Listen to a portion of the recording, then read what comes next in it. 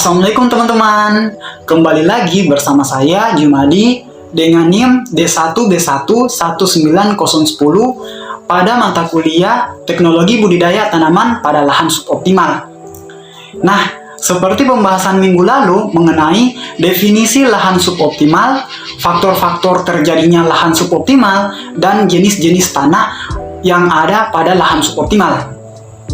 Pada pembahasan kali ini, saya mengajak teman-teman sekalian membahas mengenai lahan suboptimal lebih lanjut, terkhusus tentang teknologi yang dapat diterapkan untuk mengatasi cekaman abiotik pada lahan suboptimal.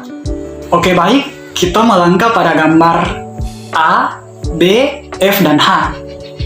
Gambar A, B, F, dan H tergolong lahan kering, iklim kering. Pengembangan pertanian lahan kering memiliki kendala utama, yaitu memiliki lahan kritis dengan status unsur hara rendah sampai sangat rendah. Nah, adapun teknologi yang digunakan untuk memperbaiki kondisi lahan tersebut memiliki alternatif atau solusi, yaitu dengan pemberian bahan organik. Penggunaan pupuk organik seperti pupuk dari tanaman merupakan suatu siklus unsur hara yang sangat bermanfaat dalam mengoptimalkan penggunaan sumber daya alam yang terbarukan. Di sisi lain, penggunaan pupuk organik dapat mengurangi unsur hara yang bersifat racun atau berupa racun bagi tanaman. Nah, menambah bahan organik untuk pemeliharaan dan peningkatan bahan organik, khususnya lahan kering, merupakan hal yang utama. Hal tersebut sejalan dengan apa yang dikemukakan Enak Boma dan Babalola bahwa mikroorganisme tanah seperti rayap dapat dimanfaatkan sebagai biofertilizer. Selanjutnya kita melangkah pada gambar C, D, dan E yang tergolong lahan gambut. Lahan gambut atau tanah gambut memiliki banyak kendala, diantaranya tingginya tingkat jangkitan hama dan penyakit terhadap tanaman, pH yang sangat rendah, dan kandungan serta ketersediaan unsur hara yang sangat rendah. Selain itu, lahan pada tanah gambut ketika musim hujan akan terjadi penggenangan air, sedangkan pada musim kemarau akan terjadi kekeringan.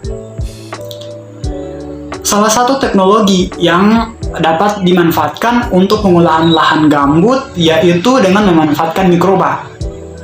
Nah, daya adaptasi dan daya kompetisi mikroba di lapangan merupakan dasar pemilihan mikroba sebagai pupuk hayati.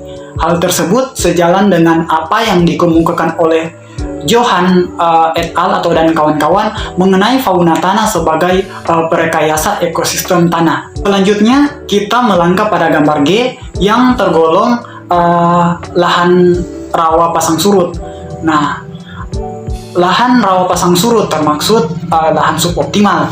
Nah, kenapa? Karena pada lahan tersebut influksi rejim air, beragamnya kondisi fisiko-kimia tanah, serta tingginya keasaman tanah. Selain itu, adanya zat beracun, intrusi air garam, dan rendahnya kesuburan alami tanah. Nah, untuk rawa pasang surut atau solusi teknologi yang diterapkan pada lahan tersebut yaitu dengan memanfaatkan mikroba tanah. Pemanfaatan mikroba tanah pada lahan rawa pasang surut memperbaiki sifat fisik, kimia, dan kesuburan tanah untuk pertumbuhan tanaman. Upaya untuk memperbaiki daya dukung tanah dapat dilakukan dengan mengaktifkan peranan mikroba. Nah, mikroba yang berada di geosfer dapat membantu mengoptimalkan penyediaan unsur hara. Selanjutnya kita melangkah pada gambar I. Nah, gambar I tergolong lahan kering masam. Nah, lahan kering masam termaksud lahan suboptimal karena keasaman tanah dan air sangat tinggi, serta memiliki kandungan aluminium, besi, dan hidrogen sulfida yang tinggi, serta ketersediaan unsur hara terutama P dan K yang rendah.